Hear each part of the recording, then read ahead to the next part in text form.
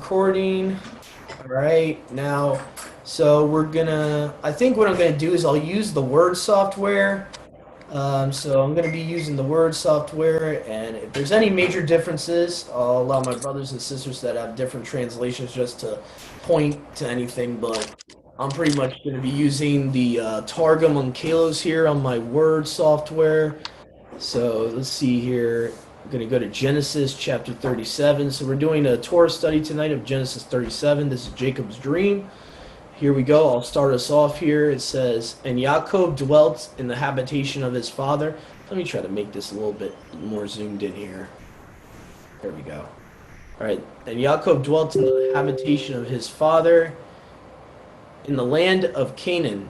These are the generations of Yaakov. Joseph was a son of 17 years, so Joseph is 17 years old.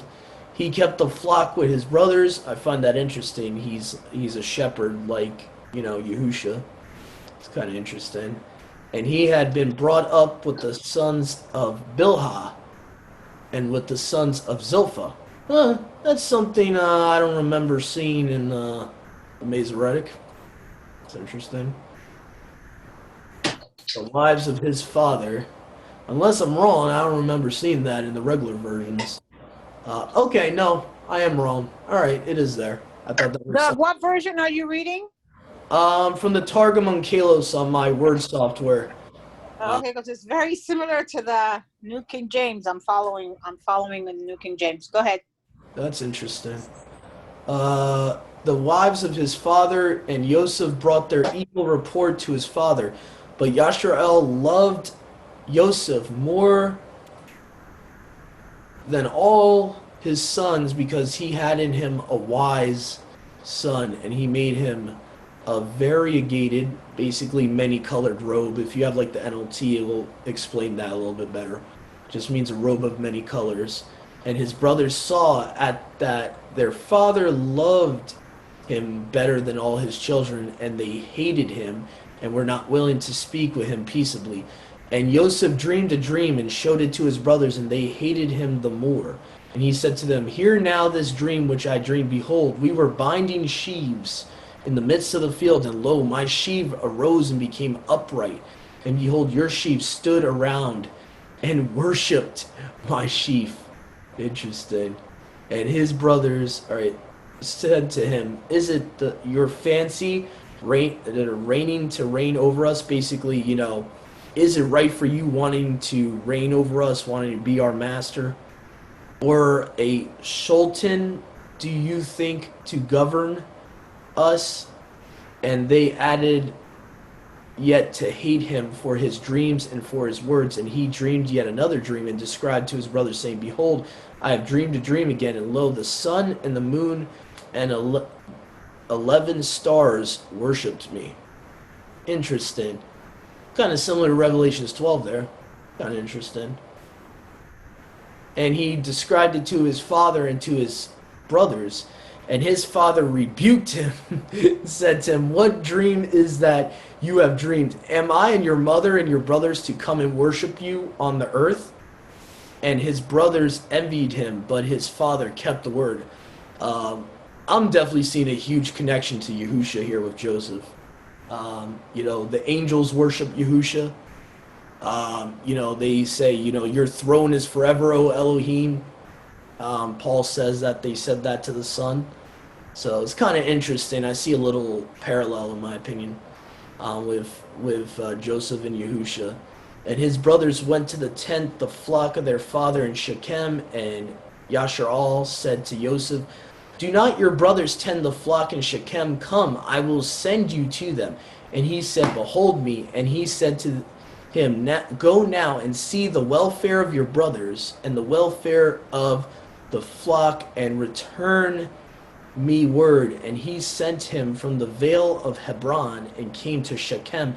And a man found him, and behold, he wandered in the field. And the man inquired of him, saying, 'Whom do you seek?' And he said, 'I look for my brothers. Show me, I beseech you, where they feed.' And the man said, 'They have gone here, for I heard them say, We will go to Dothan.' And Yosef went after his brothers and found them in Dothan, and they saw him from afar, and behold, he came near. They devised against him to kill him. And they said, a man to his brother, behold, this master of dreams comes, and now come we will kill him, and cast him into one of the pits, and we will say an evil beast has devoured him, and we shall see what will be the end of his dreams. I can't help but see a contrast between his brothers and the Pharisees and him and Yahusha. I don't know if anyone else sees this, but I see a huge parallel there. You know, we will kill him and see what becomes of him. I mean, I find that interesting. And Reuben heard and delivered him out of their hands and said, let us not slay his life. I kind of see a little connection with Reuben and Nicodemus. And Reuben said, do not shed blood. Cast him into this pit in the wilderness, but stretch not forth a band against him, that he might deliver him from their hands to bring him back to his father. And it was when Yosef had come to his brothers that they took off his robe, the many-colored robe which was upon him, and they took him and cast him into the pit. But the pit was empty, no water was in it. And they reclined to eat bread, and they lifted up their eyes and looked, and behold, a band of Arabians were coming from Gilead, and their camels bearing spices and resin and myrrh to go down to Egypt. And Yehuda said to his brothers, what gain should we have by killing our brother and covering his blood? Come, we will sell him to the Arabians. Interesting, you know, this Judah guy, where all the Judeans come from, it's kind of interesting because he has the same name as Yehuda Iscariot, who cared about money. You know, he was given into money, and you know, he wanted to sell Yahusha for 30 pieces of silver. And this guy, he wasn't really caring about Joseph as much as caring about making money off of him. It's kind of interesting, I find. And we will sell him to the Arabians, and our hand shall not be upon him, for he is our brother, our flesh. And his brothers hearkened to him, and there passed by Midianite men, merchants, and they drew and lifted up Joseph from the pit, and sold Joseph to the Arabians for 20 of silver. Pretty close to what Yahusha gets sold for. And they brought Joseph into Mitzrayim, and Reuben returned to the pit, and behold, Joseph was not in the pit, and he rent his clothes. So Reuben actually cared about him. He actually, you know, rent his garments. He was mourning. And returned to his brothers and said, the youth is not, and I, whither shall I go?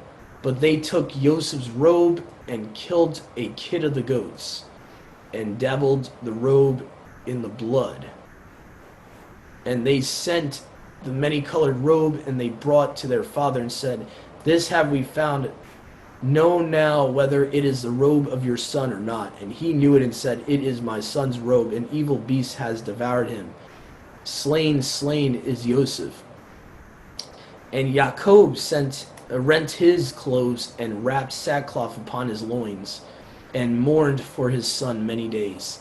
And all his sons and all his house arose to comfort him, but he refused to take comfort, and said, for I will go down unto my son mourning into Sheol, or Hades, it would probably say here, King James. It's pretty much the same place. And his father wept for him. And the Midianites sold him in Mitzrayim to Potiphar, a prince of Pharaoh, chief of the killers. Interesting. So Potiphar, now is this saying Pharaoh is chief of the killers, or Potiphar is the chief of the killers? I would think it's referring to Potiphar. So that's kind of interesting. Because I think, doesn't he have a birthday when we get far enough into Genesis, and he has one of his servants killed? So it's kind of interesting. Just something to keep in mind here, but wow, I see a lot of parallels. This chapter, I never even drew connections like this before. from chapter 37. This is pretty interesting. So, before we come forward, if anyone else has anything to add, I mean, there was a lot in there.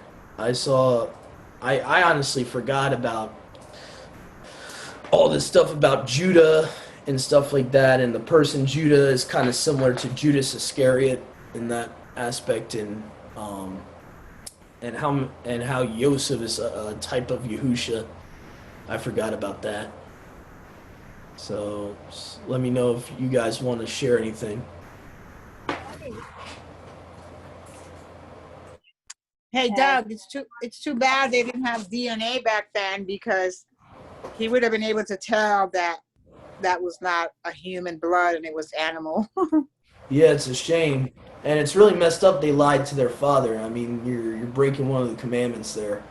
Yeah, it's really messed up, and his father, never really finds out until later on, and most of us know the story later on. He doesn't find out until they reunite with their brother. They So probably hated their father too, because they yeah, had the gall to lie to him. They were so jealous of Joseph that not only did they hate Joseph, but they probably hated their father for loving Joseph. yeah, yeah, definitely. I want to find that scripture I referenced earlier about the stars bowing to him. I wanted to show how the angels actually call Yahusha Elohim. Your throne, oh Elohim, is forever.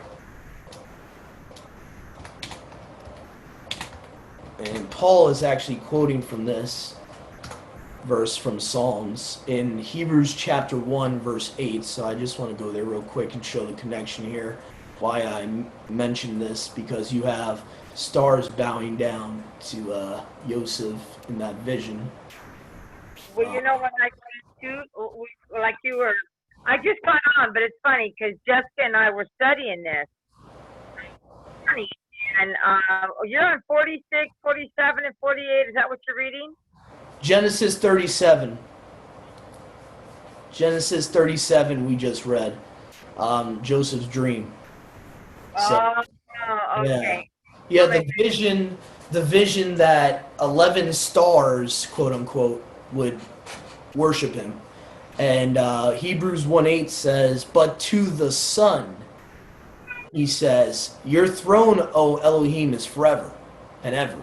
A scepter of righteousness, a scepter of your kingdom." So Yahusha is being called Elohim here. And oh yeah, right here. And on the one hand, he says to the angels, "He who makes his angels spirits and his ministers flames of fire." But to the Son, he says, okay, so this is different. All right, so this is the Father speaking to the Son. Okay. All right.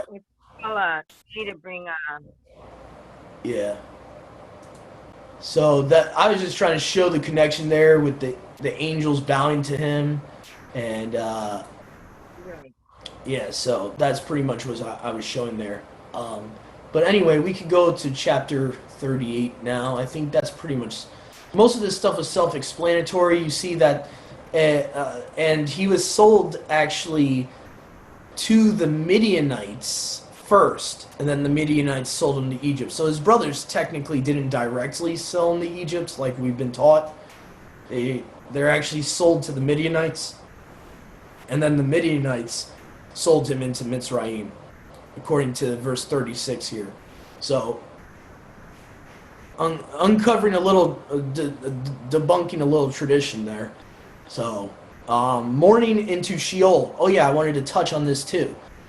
Your modern Bibles will say hell or Hades. Okay, Sheol and Hades are the same place. It's not the lake of fire. Okay, it's talking about the grave. So his father's so grieved by his son's loss, he's actually saying, "I will mourn into the grave."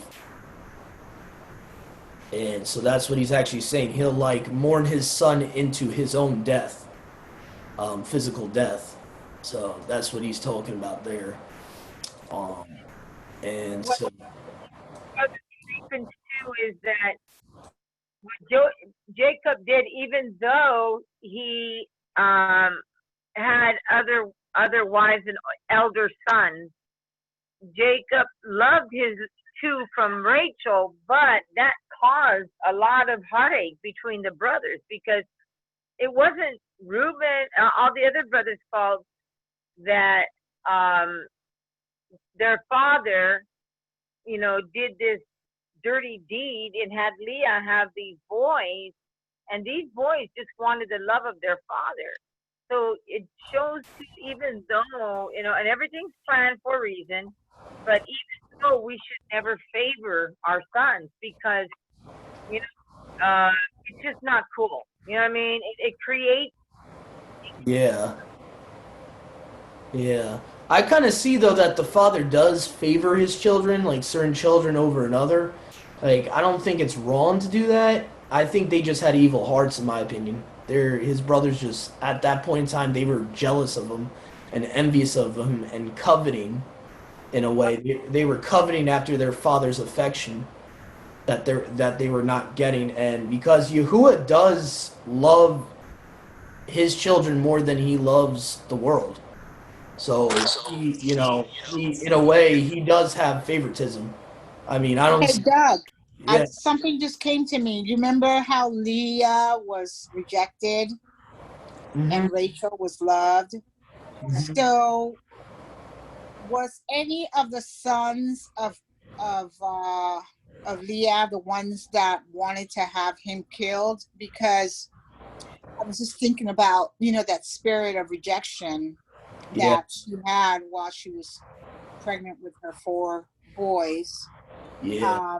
I'm just wondering if That could, any of her sons were the ones that were kind of the instigators about killing Joseph and doing this to him because they hated him, because that could have been a spirit that the enemy planted in Leah's heart while she was pregnant with her sons. Because remember that Jacob loved Rachel more than he loved her, yeah, and who's to know if that spirit of rejection did not come upon her sons while she was carrying them, and yeah, that spirit just kind of transferred onto them.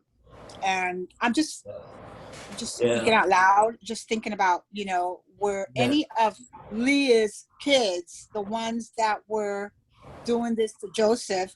Because, the Bible says that the sins of the father will come upon the 3rd and 4th generation. yeah, Who's to know that what yeah, Joseph did in being selective and loving Rachel more than yeah. Leah, that this didn't happen to her sons? Yeah. I kind of look at it, there's a possibility of that, but I kind of look at the contrast that the Pharisees had natural envious hearts. The Pharisees had natural evil hearts. And for a time, Joseph's brothers had the same type of spirit in them. They naturally were envious. They were jealous, and that human emotion comes because they saw that their brother was loved by their father more. But the reason this chapter gives the reason why he loved him more, it wasn't just favoring him for the sake of it. He favored him because he was wise. That could even allude to righteousness also. Like I said before, Yahuwah, even though all mankind is creations of him, he favors his people over the Gentiles. Yeah, but remember, Doug, Joseph and Benjamin Mm-hmm. were Rachel's only sons. Mm-hmm. And because um because Jacob loved Rachel the most out of all of Leah, I think that that's the reason why he loved Joseph and Benjamin Yeah. over his sons, because they were what were Joseph and Benjamin considered? They were considered the children of his old age, right? Yeah. Right. Because they were the 2 last ones that were born, and they were born to the woman that he loved. Yeah. So that could mean that that's the reason why he loved them the most, Because remember, Rachel had children from her concubine before Yeah, she had Joseph. yeah, And it doesn't tell us that Jacob loved any of his concubine's children as much as he loved Joseph and Benjamin, because they were the children of his old age. And they came from the woman that he loved the most. And the one that, mind you, he worked for her for 14 years. yeah, So that's love. yeah, yeah, I don't. definitely. I have to say that both sisters came from the same lineage. Yeah, yeah, yeah. Yeah, I get what Sister Marissa's trying to say, though. I get it that he would have favorited Benjamin, and the other son over the rest of his sons because that came from the woman he loved. I can kind of see it from a human perspective. Yeah, that kind of makes sense. It, Um, it, but see how that creates. I mean, it's that. I know what you're saying. Who has his favorites and stuff like that, and it could touch the heart. But also, I've heard that somewhere down the line that possibly could have been in there too. yeah, About, yeah, Sadie, you're breaking up really bad, Mija. oh, yeah. I know what she's saying though. She's talking about yeah. I just was trying to put a other perspective up there about we've kind of inherited that favoritism is wrong, but if you look in scripture, he shows favoritism all the time.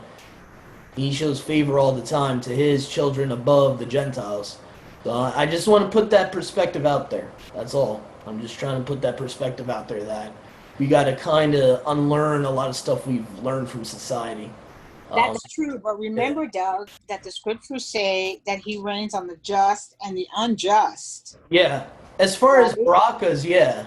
But as love is concerned, he loves those who love him. And he says it very plainly in Exodus 20. I love those who love me. It's conditional. And so, again, we just read that Joseph was loved by his father more because he was wise. I would interpret that as meaning that he was righteous. He was doing what his father asked him to do. He was obeying his father. Yahuwah says, those that obey him, those that obey Yahusha are given eternal life. Kind of like Isaac, right? With Esau. Yeah. Yeah. He Yeah. loved- Yahuwah hated Esau. He said it himself. Yeah. He's like, I hated Esau. So to say that I don't know. I don't believe that the scriptures teach unconditional love. I know that that's something taught in Christianity. I understand that, but I don't agree with it. I see plenty of times where Yahuwah predestinates vessels of dishonor and all that. So that's a whole nother topic for a whole nother study. But anyway, that I just wanted to put that perspective out there, what I believe. Anyway, but let's see. I think we have time for Genesis 38 here, so we're going to move on here. This shouldn't be that long of a chapter. So Genesis 38 will be continuing the story. Should be seeing him now actually being in Egypt now. So here we go. It says, and it was at that time that Yehuda went down from his brothers and turned aside to a Adulamite man whose name was Hirah. And Yehuda saw their daughter of a merchant man whose name was Shuvah, and he took her and went in with her, and she conceived and bare a son, and he called his name Her. And she conceived again and bare a son and called his name Onan. And she added again and bare a son and called his name Shelah. And he was in Kazeb when she bare him. And Yehuda took a wife for her firstborn, and her name was Tamar. Oh, this story. Yeah. And her, the firstborn of Yehuda was evil before Yahuwah, and Yahuwah caused him to die. And Yehuda said to Onan, go in with the wife of your brother. Now this is, mind you, this is Mount Sinai, and there's a concept of this particular law that's in the law of Moses, that's in Yahuwah's law from the garden, which I find interesting. So there's certain you could say certain similarities between Yahuwah's law pre Mount Sinai and then after Mount Sinai and the Levitical priesthood that's known as the law of Moshe. So I find this kind of interesting. We're seeing this concept already. Your brother dies, he has a wife.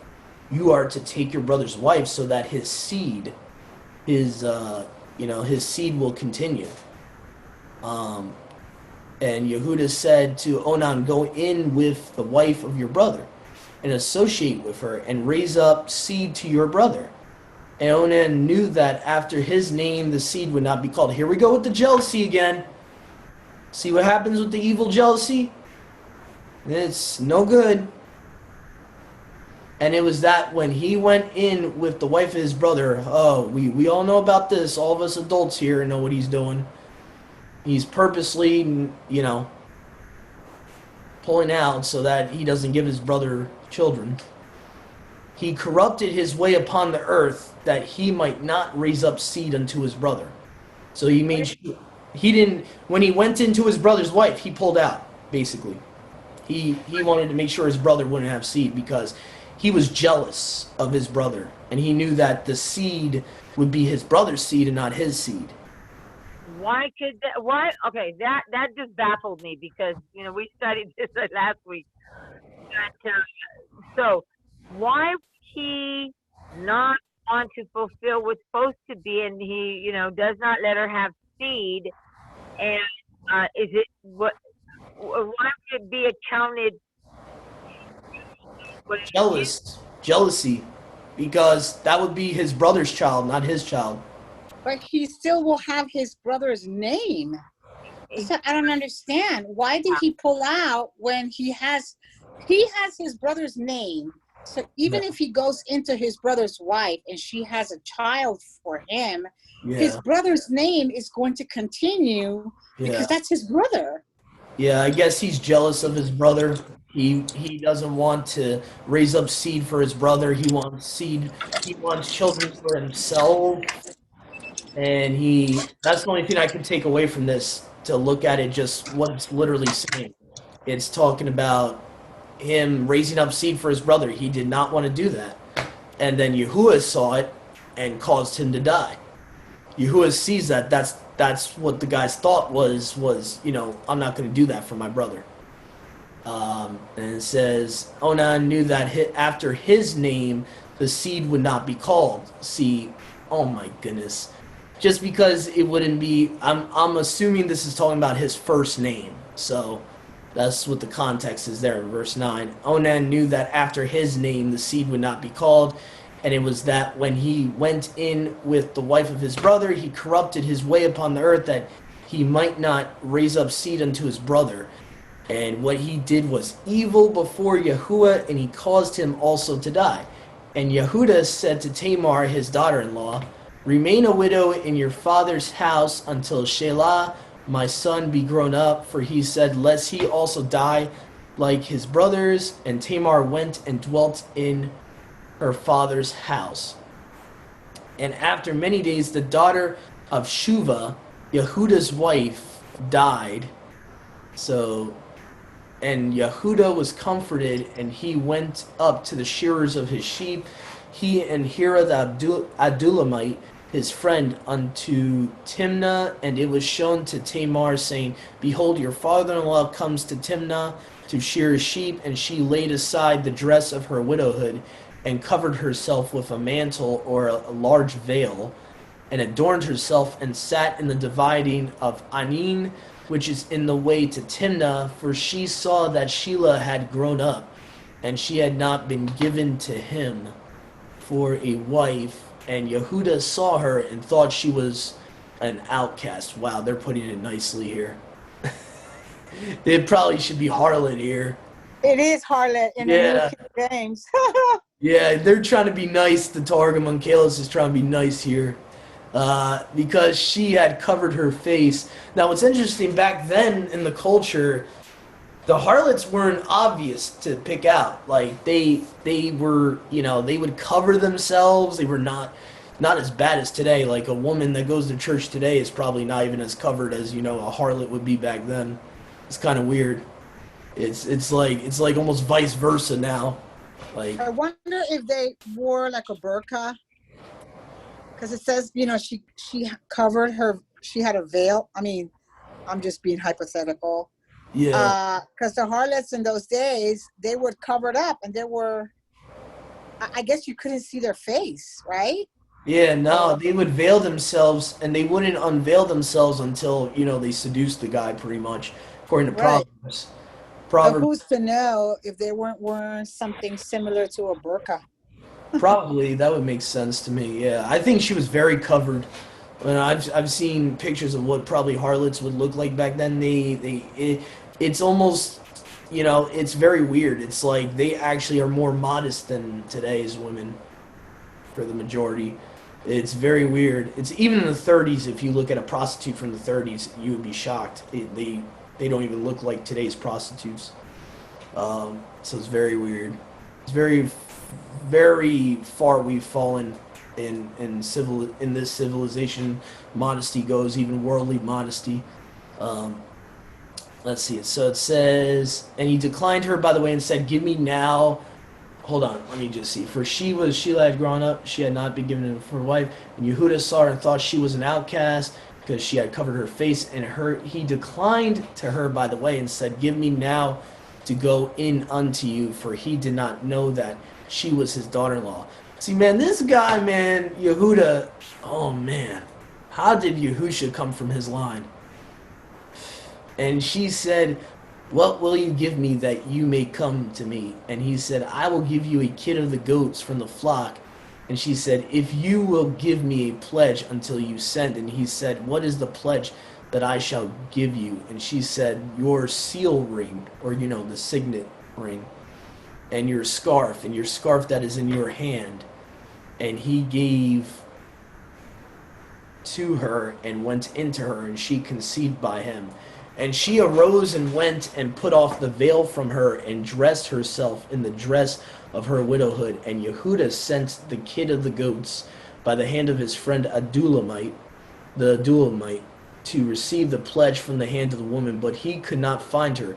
And he inquired of the men of the place, saying, "Where is the harlot who was in I mean upon the way?" And they said to him, "There is no harlot here." And he returned to Yehuda and said, "I could not find her." The men of the place also said, "There is no harlot there." And Yehuda said, "Let her take it to her, lest we be in contempt. Behold, I send this kid, and you have not found her." And it was 3 months, and it was showed to Yehuda, saying, "Tamar, your daughter-in-law has committed whoring, and behold, she is with child by whoring." And Yehuda said, "Bring her out, and let her be burned." And she was brought out and sent to her father-in-law, saying, "By the man..." So, see, hold on. So, "By the man whom's these belong, I am with child." And she said, "Acknowledge now whose are these, the seal, the scarf, and the staff." And Yehuda acknowledged and said, "She is righteous in having conceived from me, because I have not given her Sheila my son." And he added not again to know her. And it was the time of her giving birth. Behold, the twins were in her womb. And it was giving birth that one of them put forth a hand. And the midwife took and tied the scarlet upon his hand, saying, "This came the first." And it was when he had drawn back his hand that this brother came forth. And she said, "How much greater strength is with you, that you have prevailed?" And she called his name Pharez. And afterwards came forth his brother, who had the crimson on his hand, and she called his name Zara. Okay, so an interesting story my brother Dennis can tell you guys is that him and his sisters actually come from this lineage, and they know a little bit about the scarf. So I don't know if you want to share, brother Dennis. about the scars. Yeah. What was that? I Yeah, caught but most of that. how, well, you know that you and your sister come from Judah. You guys have Yeah, lineage yeah, from yeah. Judah, and that you guys know. I thought you guys had like a story about the scarf and how you know you guys come from Terah. Oh yeah, the family shield. Yeah, So yeah, yeah, about the hand of Zerah. The red hand of Zerah with the string tied to it. Yeah. so that's pretty cool. So yeah, Hmm. so pretty much what I took away from this chapter, I would say, is this shows a law from the Torah, like bearing seed for your brother before the law of Moses ever came about. And so that obviously was in Yahuwah's law before the law of Moses. And pretty much the wickedness of Yehuda and his sons, which I don't find to be surprising, since if you know who he married, the women he married were not Israelite women, so I'm kind of not surprised. If I'm not mistaken, Yehuda married Canaanite women. If I can find that real quick. Judah's wives. Let's see, Judah's wives. And let me see here. Hold on a second, guys. I know I saw it somewhere in Genesis talking about him marrying Canaanite women. Let's see, Canaanite.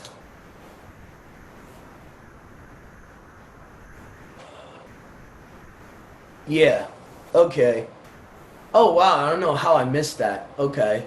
It was Genesis 38 verse 7. Wow, I completely missed that in this translation. I don't know how I did that. Yeah, so Shua, his one wife, was a Canaanite. So hence why you got problems with his sons, because they come from a wicked lineage, you could say. Um, see here. See, let me go to here. And it was at the time turned aside, Dumite, whose name here, the daughter of the merchant, whose name was Shuva. Wow, a merchant man. Okay, that's the problem. Translation is the problem. Yeah, wow, that is weird. I don't know how the Targum got merchant out of Canaanite. Oh, that's bad. All right. So yeah, the daughter of the Canaanite man is Shua. So that was his wife. He went into her and she gave him a son, and so these you're kind of seeing the sins of the father being carried down, and even the lineage. He really almost messed up the lineage of Messiah. And I kind of agree with Rob Skiba. This is known as Operation Leverage. The father used Tamar you know, to keep the lineage of Messiah pure. Because if that didn't happen, you would have had a bunch of problems. When you look into Scripture, who the Canaanites are, they're descendants of Canaan, and Canaan is pretty much cursed. So, and then also you have the majority of the Canaanites were giants. When you get into the land of Canaan in the books of Deuteronomy, Leviticus, Numbers, talks about the inhabitants of the land. They eat up the inhabitants of the land, So it's talking about giants there in the book of Numbers, chapter 13. So definitely, I think Yahuwah used Tamar for his purpose. Definitely. Yeah, that's why Yehuda had to go into Tamar himself, Yeah. because his sons would have been linked to Canaanites.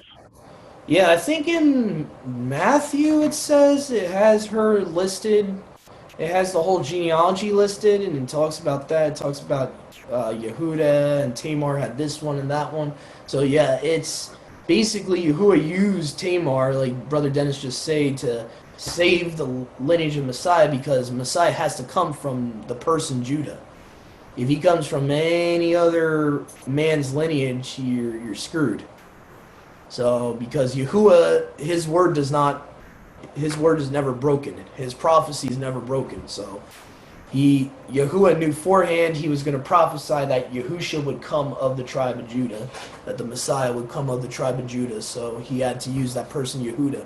I just find it really weird that the person Yehuda is, man, he's almost as bad as Judas.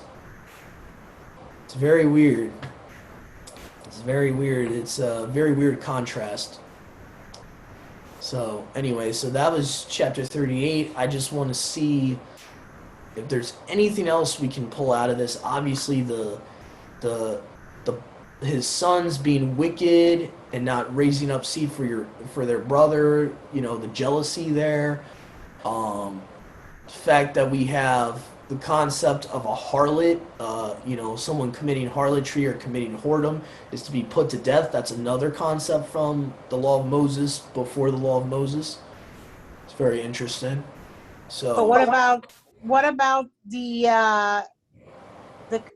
similarities with Isaac, when Rebecca had her twins, right? The younger one was the one that came out first, and the older one was, remember how they called him the supplanter? yep. Because he came out first, but and the same thing with Perez and Zerah, right? Yeah, Jacob was One, the heel grabber. Yeah, yeah. Jacob came out and grabbed Esau's heel, which again is kind of interesting because you have the opposite parallel in the messianic prophecy of Genesis 3, which says that the seed of the serpent would grab the heel, like would kind of, you know, mess up with your, you know, hurt the heel of Messiah. So it's kind of interesting. Like the Jacob one is a righteous person grabbing the heel, and then the Genesis 3 one is a wicked person, you know, grabbing the heel, trying to hurt the heel of Yahusha. Talks about Yahusha would, you know, crush his head, the head of the serpent. So it's kind of interesting. I even see a contrast with that too in Genesis 3:15. Yeah, it's kind of interesting. So Now, isn't that in reference to the crucifixion when he was on the stake? And I think his, it's more or less like a literal like destroying of Satan, like actual defeating Satan, crushing his head. Like a partial fulfillment would be in I think it's First or Second Samuel, where David goes up against Goliath. You know, Goliath being a hybrid giant, seed of the serpent, and but it says the serpent would yeah, crush his heel, right? yeah. Isn't that is that a Christian thing, or is that in a reference to when the nails Oh were yeah, put through? that could be possible. Yeah, I was referring more to like the like when David cuts off Goliath's head. It's kind of like a partial fulfillment of crushing the head of the serpent. He's like cutting off his head and killing him, and you know. So I see that both. I see yours too. Could be possible that the heel thing could have to do with the crucifixion. Yeah, because his heels are, the nails are going through his heels, but also through his feet. Not my bad. His heels, his feet, and also his hands. So you have the hands, and then you have like the heel or the foot that's going through. So it's possible that could be part of it. I also think when you look at, I think the one of the Targums gives a better description on what the heel might refer to also. Let me see if I can just go there real quick, because I think this is an important one to go to. This shows, it makes it a little bit clearer in the Targum what it's talking about. It has to do with the Torah in a way, and not just Yahusha, but us as being the seed of Messiah, the seed of the woman. So let me just go there real quick to Genesis 3:15. Okay, let's see here, because here we go. Let's see here. And the woman said to the serpent, "From the rest of the fruits of the trees of the garden we have power to eat. But of the fruit of the tree which is in the middle of the garden, Yahuwah said, you shall not eat of it, nor approach it, lest you die." In that hour the serpent spake accusation against his creator, and said to the woman, dying you will not die. Reincarnation, the live reincarnation right there. Every artificer hates the son of his art. What he's saying is Satan is making an accusation that Yahuwah hates us. He hates his creation. So you see Gnosticism there, making out Yahuwah to be the bad guy. For it is manifest before Yahuwah that in that day you eat of it, you will be as the great angels. You'll be like me, who are wise to know between good and evil. So, apotheosis there. You're going to be your own lesser god, But Doug, do you think that all the angels understand between good and evil? Do you think they know? Yeah, they know. Yahuwah made the angels perfect. That's the difference between us fallen humans and the angels. The angels are all created perfect. Satan knew what he did was evil, and he chose his path. Right. Because he actually, we all have a will, right? Even the angels have a will, because it says a third of them fell out of heaven with Satan.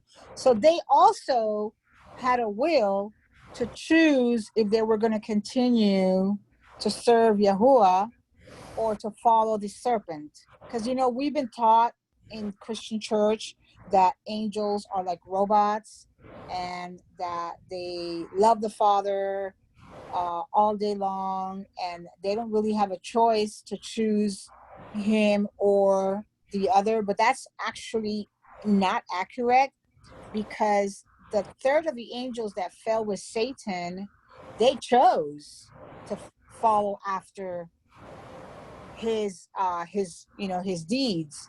So when they say that the angels in heaven don't really have a will, that's really a fallacy. Yeah. So let's see here. Let's fast forward here in verse 7 here. It says, the eyes of both were enlightened, and they knew that they were naked and divested of purple robe in which they had been created. And they saw the sight of their shame, and sewed fig leaves, the leaves of figs, and made to them tinctures or cinctures. And they heard the voice of the word of Yahuwah, walking in the garden in the repose of the day. So they heard the voice of Yahusha. And Adam and his wife hid themselves from before Yahuwah among the trees of the garden. And Yahuwah Elohim called to Adam, said to him, is it not all the world which I have made manifest before me? The darkness as the light, and how have you thought in your heart to hide from before me the place where you are concealed? Do I not see? Where are the commandments that I commanded you? And he said, the voice of your word I have heard in the garden, and I was afraid because I am naked, and the commandment which you did teach me I have transgressed. Therefore I hid myself from shame. And he said, who showed you that you are naked? Unless you eaten the fruit of the tree which I commanded you not to eat. And Adam said, the woman who you gave with me, she gave me of the fruit of the tree, and I did eat. And Yahuwah Elohim said to the woman, what have you done? And the woman said, the serpent deceived me, or beguiled me with his subtlety, and deceived me with his wickedness, and I ate. And Yahuwah Elohim brought the three into right ruling, and he said to the serpent, because you have done this, cursed are you of all the cattle and all the beasts of the field. Upon your belly you shall go, and your feet shall be cut off, and your skin you shall cast away once in 7 years. And the poison of death shall be in your mouth, and dust shall you eat all the days of your life. And I will put enmity between you, who's the you there, the serpent, and the woman, and between the seed of your son, wonder who that's talking about, maybe Nimrod, and the seed of her sons. And it shall be, when the sons of the woman keep the commandments of the law, they will be prepared to smite you upon your head. But when they forsake the commandments of the law, you will be ready to wound them in their heel. Nevertheless, for them there shall be a medicine, but for you there will be no medicine. They shall make a remedy for the heel in the days of the King Messiah. So again, Yahusha is their medicine. He's our medicine. But there's no medicine for Satan. There's no remedy. He's screwed. He's going straight to the lake of fire. There's no repentance for him. That's why there is a difference. The reason I'm showing the viewers and listeners this is all angels are willful of what's sin and what's righteousness. So what Satan is saying, he gave them a half truth with the knowledge of good and evil. What he was saying, yeah, you'll be like me. Because the angels are given knowledge to know good and evil, but the difference is they're made perfect. Mm-hmm. They're made without sin. Satan willfully actually choose to rebel, knowing full well what the punishment was going to be, and same thing with the sons of Elohim in Genesis 6. If you read the book of Enoch, they were once good watchers. They knew exactly what they were doing. They said, if we don't, I'm afraid that all of you are not going to choose to do this. And so they willfully knew what the punishment was, and they did it anyway. So that's why angels, when they sin knowingly, there is no forgiveness for them. And the same thing with us, though, because Yahusha, Paul talks about how Yahusha's sacrifice is once for all in Hebrews 10, I think it's 26 to 31. But if we now, knowing the truth, sin willfully after we've accepted his sacrifice, we are stomping on the blood of Messiah, and there's no more sacrifices for sin. So, Doug, you feel that when it talks about your seed regarding Satan, that in reference to his seed, that could be Nimrod? Why couldn't that be someone prior to Nimrod? Well, I think it's specifically Nimrod because I believe he's the Antichrist. I believe he's the end times Antichrist. He was originally the one world leader at the Tower of Babel. Plus the fact Nimrod began to be a giant, so he started messing with his DNA and he became a hybrid. And I think I kind of look at the giants that came from the sons of Elohim in Genesis 6 as a group. That hybrid giant race is the seed of the serpent because it's a different type of seed. It's a seed that Yahuwah did not create. It's something that was created by combining two different kinds, which Yahuwah, that's against Yahuwah's will. He makes everything according to their own kind. He makes the angels according to their kind, makes us according to our kind. There's not supposed to be hybridization. I think that, in a way, physically speaking, the seed of the serpent is the giant race. The giants that came from the fallen angels. The sons of the fallen angels would be the seed of the serpent because ultimately the fallen angels, chose Satan's side. Anyone that, chooses to go against Yahuwah and rebel against him, they're acting in the spirit of Satan. They're obeying him. And spiritually speaking, humans can be part of the seed of the serpent in a spiritual aspect, yeah, but I think Genesis 3:15 is talking about two different lineages. The seed of mankind in general came from the woman. So Yahuwah intended for all of us human beings to be his children through Yahusha. That's what he really intended. Unfortunately, some human beings unknowingly spiritually speaking, follow the seed of the serpent and are on the serpent side. But physically speaking, in my opinion, I believe the giants, the hybrids, are the physical aspect of the seed of the serpent. Isaiah 14 in the Septuagint actually talks about that, how it connects the Philistines, where Goliath came from, and I think he even likens them to the seed of the serpent. If I can see real quick here, it's so that's a whole nother topic. But that's kind of like my theory, is that when it's talking about the seed of the serpent as a whole line, it's talking about these hybrids that would not be considered part of Yahuwah's creation. And let me see here. It starts off by saying in verse 21 of Isaiah 14, "Prepare your children to be slain for the sins of their father, that they arise not and inherit the earth, nor fill the earth with wars. And I will rise up against them, says Yahuwah of armies, and I will destroy their name and remnant and seed, thus says Yahuwah. And I will make the region of Babylon desert, so that the hedgehog shall dwell there, and it shall come to nothing. I will make it a pit of clay for destruction. Thus says, and let's see here, where does it starts talking about the, here we go, Philistine.